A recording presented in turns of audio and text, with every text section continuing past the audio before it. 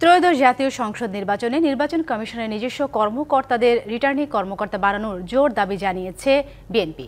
বুধবার দুপুরে আগারগাঁও নির্বাচন কমিশনের সঙ্গে সংলাপ শেষে সাংবাদিকদের একথা জানান বিএনপির স্থায়ী কমিটির সদস্য ডক্টর আব্দুল মঈন খান। নিয়ম কানুনে বেড়াজাল বাড়ালে সমস্যা বাড়বে উল্লেখ করে ডক্টর মঈন খান বলেন, সুষ্ঠু নিরপেক্ষ নির্বাচনের মাধ্যমে দেশে গণতন্ত্র ফিরিয়ে আনাই বিএনপির লক্ষ্য। তবে সব ধরনের নিয়ম কানুন মেনে নির্বাচন করার প্রতিশ্রুতি দিয়েছেন বলেও জানান বিএনপির এই নেতা। এ সময় ধর্মকে রাজনীতিতে ব্যবহার না করার ব্যাপারে নির্বাচন কমিশনকে সজাগ থাকার আহ্বান জানান তিনি।